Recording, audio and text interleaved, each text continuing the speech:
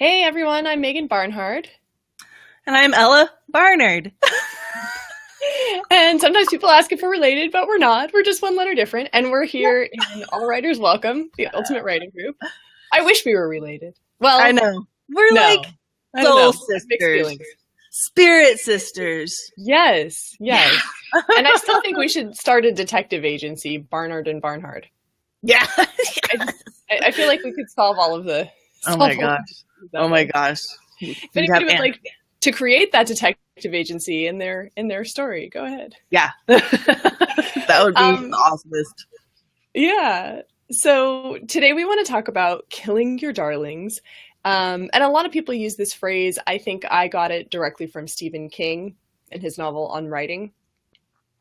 Or, excuse me, not his novel, Book. his memoir. Yeah. Yeah. But it's something that a lot of people talk about because it has to be done. Oh, you've got it right there. I love it. I highly recommend that one, by the way. And I'm not a Stephen King fan. His books are too scary for me, too creepy. I don't read his fiction. I mean, I have read some and I've seen some of the movies. But that memoir is phenomenal. I've read it twice. Really, really well done. Yeah. And I keep it Highly here just in recommend it. case I need to read it again. Yeah. A lot of inspiration. So when you are writing and when you're working toward publishing your book, of course, you're very attached. And advice that we have given and other people have given is don't write it if you don't love it, right? You're writing something because you love it. You don't want to spend a lot of time and energy on a book that you don't care deeply about. So then you get to this point where you have made this thing you care deeply about, and you have to let go of some of it. So that's the conversation today. And we'd love to have comments from anybody who's had to make the hard cuts or who is in the process of making the hard cuts. If this is something that you want to get in on, please let us know where you get stuck or what's challenging about it. But I guess let's start with the writing part of things, because that comes first in the process. My number one way of letting go of the guilt of having to kill my darlings is storage. And this is one of the 7 secrets to smarter revising. And you can actually get that video over on our website, right? If you can find it on the Facebook page here, but if you missed that one, it's over at allwriterswelcome.com, and it's more tips about revising, but talking about storage more in depth. But what I want to say about it here is taking things out of your story doesn't mean you have to. I know the title here is kill, but it doesn't mean you have to let go of them completely.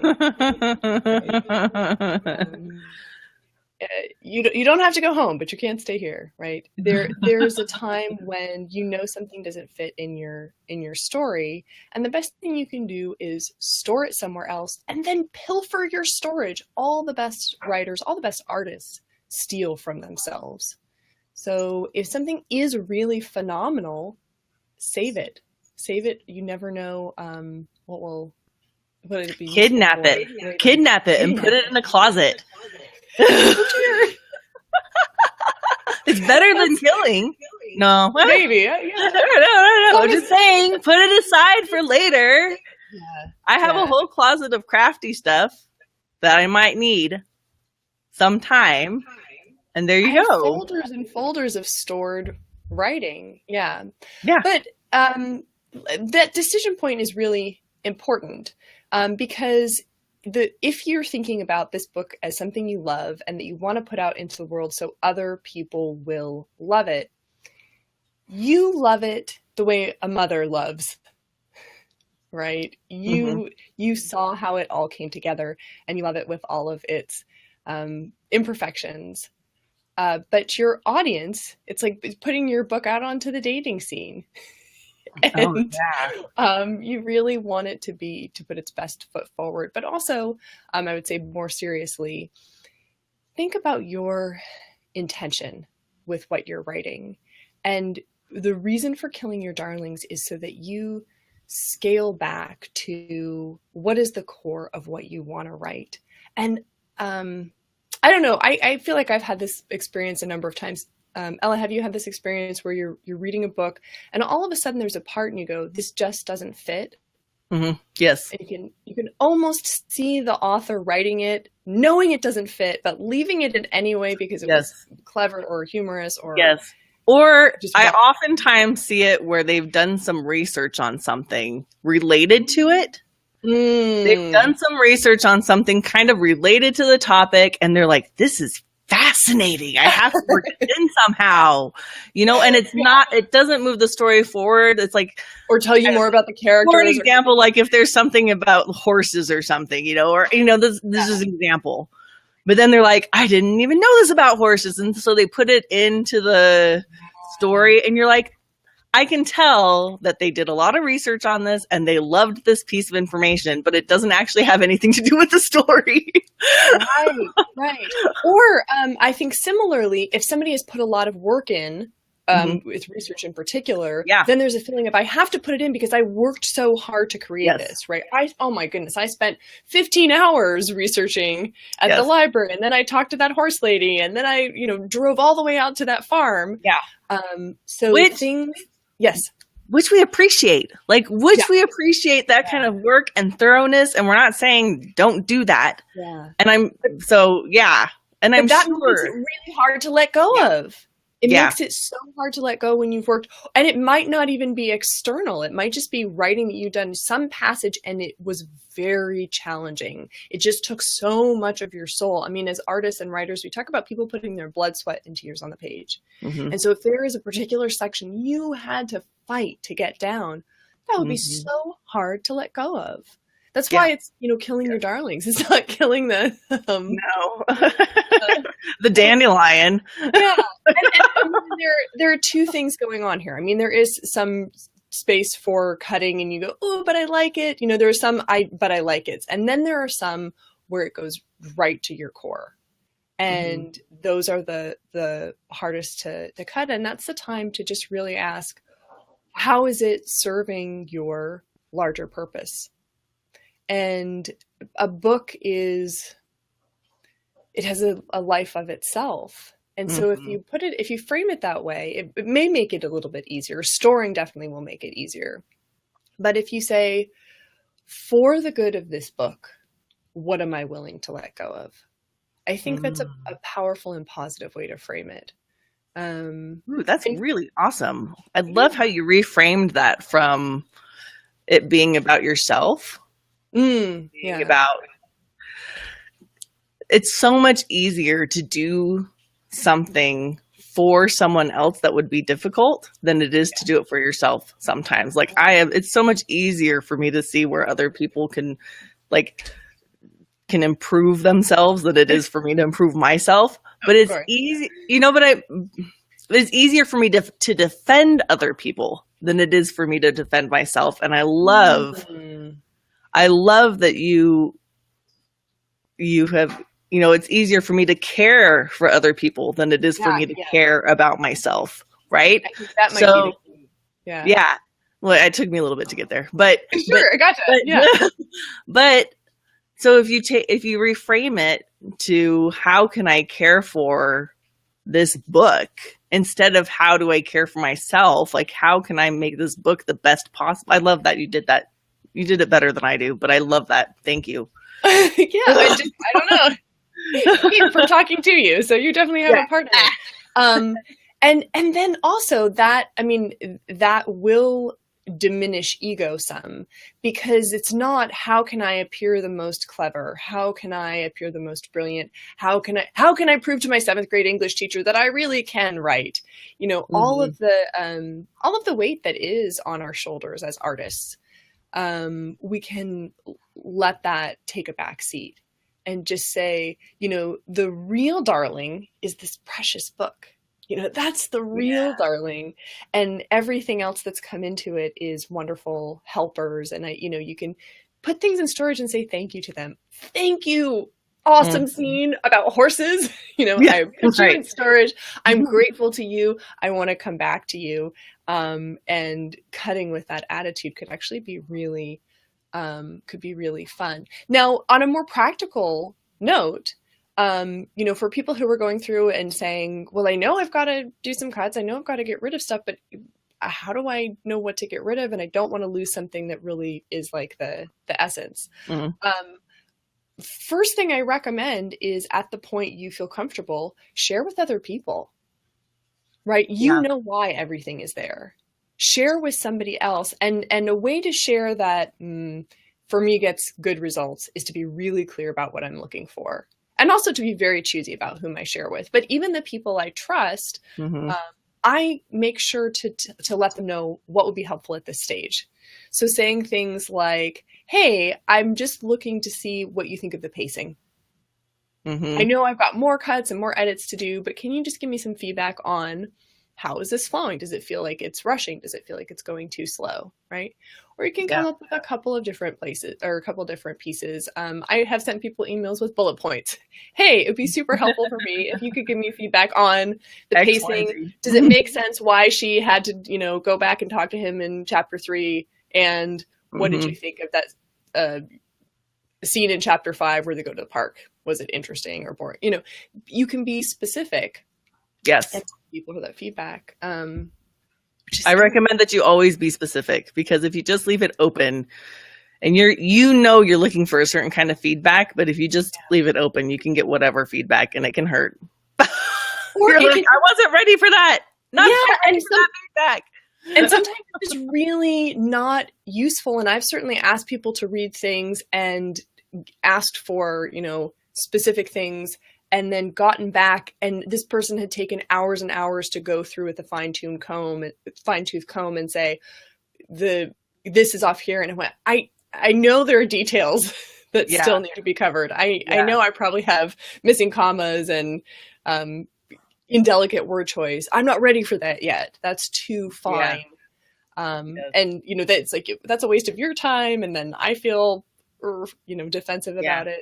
So it's so important. Choose people you trust and be really specific. And this is where being in a group is really helpful, being in a place for feedback. But there's something kind of cool that will happen too when you put together that list for your readers. And it's that things will come on your radar and you might get the answers. So as you ask, what do you think of the pacing? It may be because there's a little voice in you saying, things are kind of going slowly. It's taking a really long time to get to, the moving the plot along. The questions you might be asking are probably giving you insight. So as you're waiting for feedback for other people, you can also go back and reread and say, well, how is that pacing? Or how is that scene in chapter 5 where they go to the park? To let those help you reflect. And then to also get really clear on what your intention is. So your book is your darling. What this last round of students I'm taking through, and you're taking through too, the Plan, Write, Publish class we did, where middle schoolers are writing stories, and then Ella is showing them how to publish. Oh my gosh, so fun. I had them start with a goal at the top. And that goal included things like what they really wanted to get across in their story, but also what they don't like. And it was cool. And then, at the end of writing, we got to come back to it. And in the midst of revising, we got to come back to it and say, are you getting a story that's fun and humorous with this kind of main character that avoids having a cliffhanger? Oh, yeah. So, did you do that when you wrote your book? Did you have a guiding principle or a touchstone, something you return to? Yeah. Well, I had an outline. Sure. I had an outline. Like an emotional touchstone or a tone. Like, I'll know I'm doing it right if it makes me feel this way or if it sounds this way. Or what I knew I was doing it right is when it was really hard. Like, this is really hard to write about. This is difficult, but because it was touching on parts of myself that I avoid because they're difficult. But that makes sense, because the premise of your book was you can grow. Yes. Right, and you can grow into the person you want to grow into. So it makes perfect sense that would be hard to write. Because you're doing the growth in those moments. I really love that you were talking about what is your intention? Because I think that's Yeah. the key question when you're looking to kill your darlings, like, Yeah. or put them in another document. The key question is Well, what? that's what it is. You're hiding them. You're like Yeah. swooping them up and bringing them to safety at Miss Peregrine's house for Yes. what is it? Yeah. Unusual something. I don't know. I have not read those. I think I read one of them, and I was like, Oh. not for me. It's yeah, they're not my favorite. But it's the premise is there's World War II is going on and Miss kids are being Peregrine. taken out of London and brought to safe houses. Peregrine. And they're living Safe in a house. time loop. Living in a time loop. Okay. Brought Yeah. to the safe house. We've landed on it. You're not killing them. You're not kidnapping them. You're bringing them to a safe house for their own good. Immortal and unaging. But you talked about knowing your intention. Yeah. Knowing your intention, because you can come back, and you were saying the same thing, like, did you have a touchstone? And it's super smart to have that before you've started writing, because once you're in the middle of it, you're like, well, I love this now, and it's too late to be like, well, what's my intention? Because you're like, you're in the middle of it. You have to. I really think that's a great idea to before you start. And if it's too late for that, if you've already started and you're halfway through, I recommend like going on a walk or like journaling or something and being like, okay, what is my intention for this book? Like, get away from the book. Yeah. Get away from the story. One of our members who joined recently said that he set out with the intention of writing a book that would make a grown man cry. Yes. And he fulfilled that intention. That's and so I love awesome. it. And it really sheds light on this idea that your intention is personal. And this should also make it really compelling to take out your darlings and put them in the safe house, because it's about you putting an important message or an important book out into the world, right? It's you saying, it's so important to me and so powerful to me to have a book in which this happens, or to have a book that affects people in this way. And you want to be careful with that, because you don't want to attach everything to how other people react, because we have no control over how other people react. Right. But I think in that case of a particular emotion, and you can know when that's achieved, then that's so. If your intention is, I'm going to write a book that absolutely everybody will love, then that's dangerous. Right? It's not going to happen. I'm going to write a book that's so powerful that even a grown man will be brought to tears. That's definitely something you can do. It's something that somebody in our group has done. So I think that's really lovely. And a big part of intention is your genre, right? Like, yes, there's a big piece there, and I think it's something that authors may not think about in the way you think about, because there's the genre from the reader's point of view that's like, oh, I like fantasy or I like mystery, but they get really specific, right? Yeah. Well, there's also intention when you're marketing. Okay, so this is now we're if you're are you shifting from writing to marketing?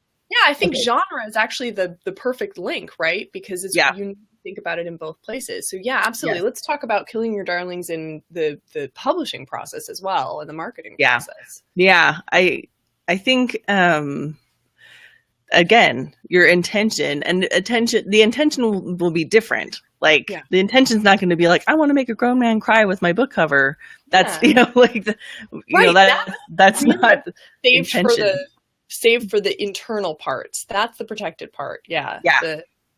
So the intention would asking yourself what is my intention for this book in terms of marketing are you making it for your family and friends? And so if you have a hand-drawn book cover, they're going to be even more,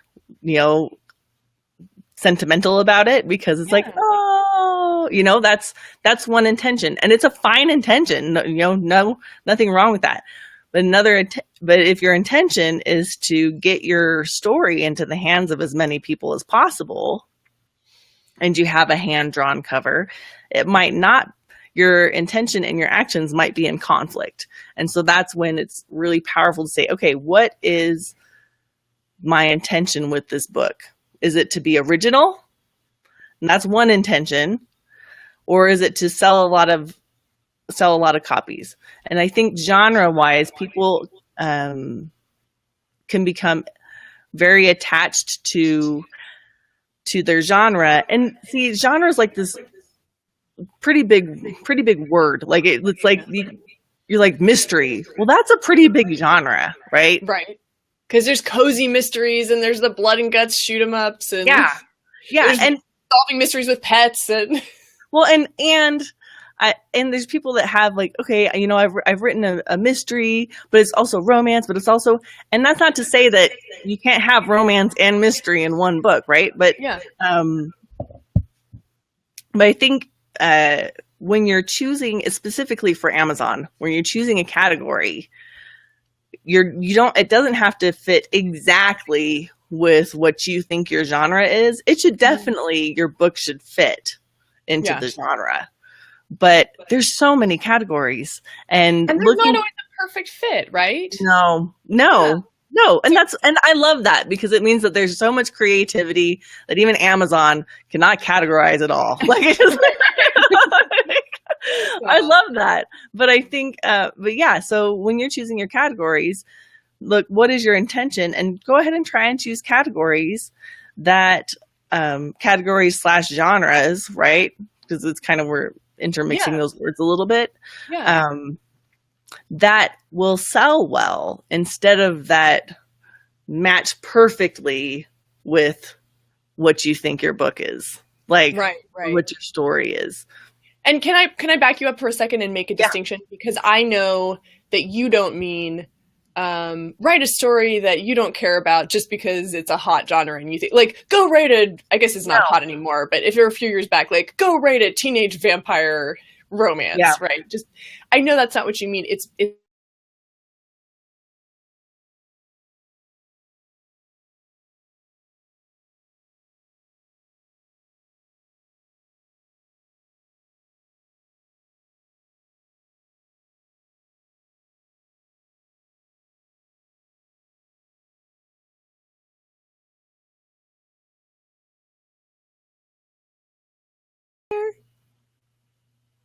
Okay.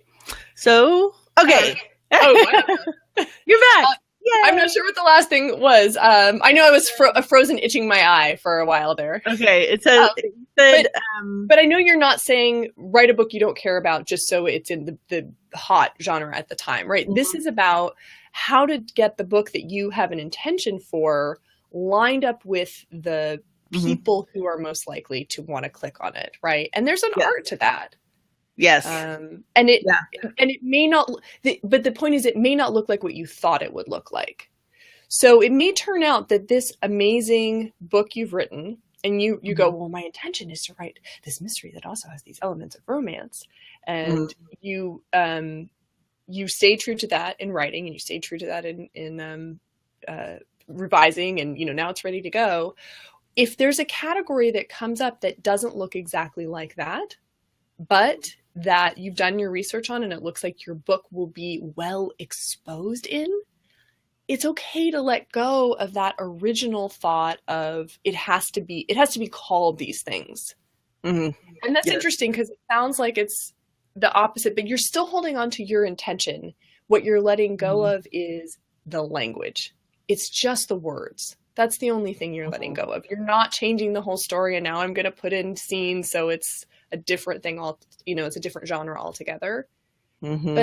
But I think that you have really helped people a lot with this. Is like, be prepared. It might not look like what you thought it would look like. Yeah. I am fortunate. I guess I realized that I have this really easy way of like stepping into my marketing mind, which okay. Which is the benefit for this group, for sure. Benefit for you guys. Yeah. But yeah, it's because and maybe it's because I'm not writing every day, even though Mm-hmm. I do consider myself a writer. I'm not writing novels every day. Journals, notebooks of notes and things, sure. But Yeah. so it's easy for me to get into my marketing mind, and I think that's one of the tips that I recommend for people. Get into, if you can get into your marketing mind, and maybe it's like you're wearing a hat. You're like, this is my writing and creative hat, and then take it off and put, this is my marketing hat, and you can put that on when you have your book covers. And I think that's a, I could talk about this a long time, and I have made a few videos about it already, but what's the magic behind that? Like, when you say it's easy for you to switch, do you just mean it happens, or is there something that you do? Well, that's what I'm saying is like, I'm like, okay, I'm not in my creative mind now. Now I'm in my analytical mind. Yeah. I don't even know if I even just say it to myself. It just happens. Oh. I spend a good amount of time in my marketing mind. Yes. So you've built up the habit of being there. Yes. That's fantastic. Yeah. It's like, yeah. Anyways. So yes, I'd go into my marketing mind, and I think it's useful though to have a distinction. Yeah. So that so for other people who it's not like an immediate thing like it is necessarily for me, yeah, it's nice to have a distinction and say, okay, I'm setting aside creative, like, writing hat and putting on, I'm becoming doing my marketing mindset right now. And that is, what will people buy? You're becoming your own agent. Yeah. Yes. And your agent would just be like, she's got a pencil skirt and a really sharp blazer and a perfect haircut. And she's like, oh no, we're not letting you get anything less than the best exposure. We're going to make sure that, she's like, on it. Yeah. and she's doing it because she believes in your book and she believes in you. But she's, oh my gosh, brilliant. She's like, oh no, we're not letting an okay cover slide through. This cover's going to be phenomenal. Oh, this is great. Yeah. I'm going to talk to my agent more. I love that. Yeah. Yes. Yeah. This is how I change. For me, like, play and theater and characters are effective. So inventing a different person who will do this. Yeah.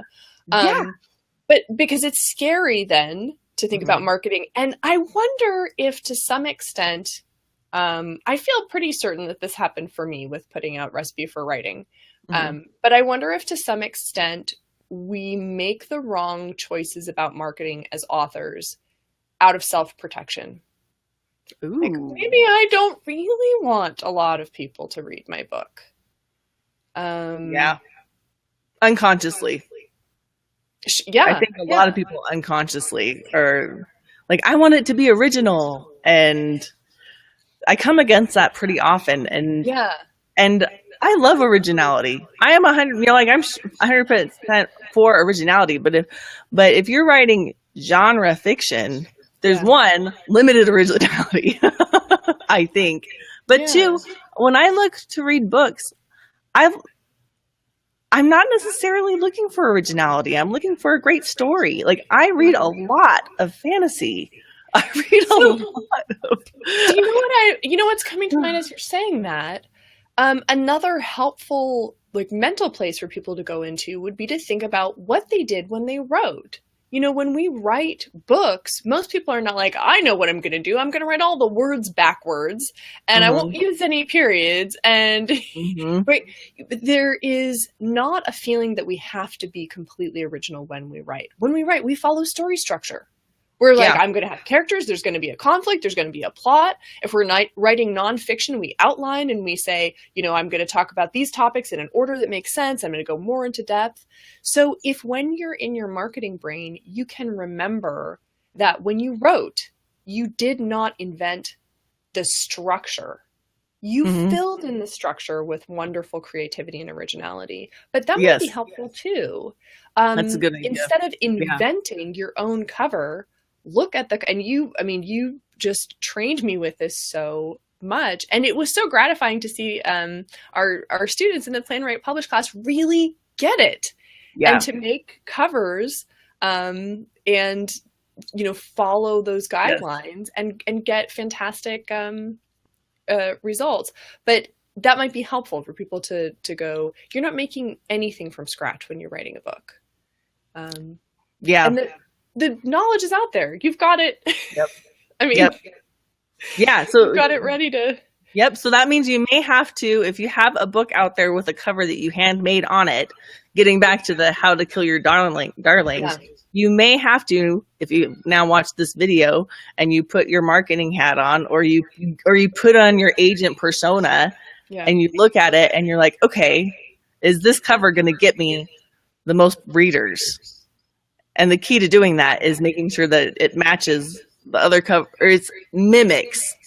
Yeah. Well, there's a lot in there. There's also, I mean, things that you point out about how people are looking for books. If you're looking for your book on a phone, we have other things. There's at allwriterswelcome.com/checklist. There's a whole checklist that you can get and about book covers. But for now, if you put on your agent persona and you're like, you go look at your cover, go look at your categories and say, are these the things that are going to get the most people buying my book, if that's your intention? Yeah. And then if not, and I don't think you have the same, you can put your book cover, you can take a screenshot, you can save a JPEG and put it into the same safe house. Yes. This was my first edition book cover. Mm-hmm. So here's what's coming to me from what you just said. Mm-hmm. None of this really is about killing your darlings. All of this is about protecting your one darling, which is your book. Oh. And you're going to take out the writing that isn't making your book exactly what you want it to be and exactly as wonderful as it could be. And you're going to take out the marketing elements that aren't getting it in front of that. So I'm seeing that agent persona now as like the mama bear. It's like, make way, my baby's coming through. And oh, I love that so much. Everybody needs to see this book. So that they, if it's the kind of book that they want to read, they can get it. But this needs to be out in the world. And that feels so good to me. And you know me, I think we share this. Believe things that help you. Yes. Right? So if it helps you to feel maybe some people resonate with, killing your darlings because they like that efficiency of like, oh yeah, I'm going through and I'm taking out the weeds. Awesome. Stick with it. But if that's always been hard for you, maybe a way to think about it is preserving your darling, which is the book. And so you're making sure that nothing harms it. Nothing detracts from it. Oh, okay. There's Charlie. He's my darling. He's like, you're not locking me away in storage, are you? Yeah, you're gonna put me away in the safe house. Yeah. Oh, thank you so much. I love how every time we chat, we get like towards the end, some like magical little piece of like, that's it. That's what we were looking for. Yeah. The agent mama bear is, yeah. But it's all about what's the kind of framing, and this is a mindset coach, what's the kind of framing that will help you do the things you want to do. And I hope that, other people in the group have spaces and places where they just talk to somebody, and maybe it's about writing or maybe it's about other things in life. But having that conversation so that you're constantly figuring out what works for you. It's the best thing in the world. Yes. Right, Charlie? Right, Charlie? Yeah. Whatever. Awesome. Okay, well, we'll see you guys all in the group. Yes. And if anybody has any questions, go ahead and leave a comment or reach out to us. We're on allwriterswelcome.com and also in the All Writers Welcome, the Ultimate Writing Group Facebook group. Ultimate Writing. I feel like that's like WWE or something, like the Ultimate Writing Group. All right. Have a fantastic day, everybody. See ya. Bye.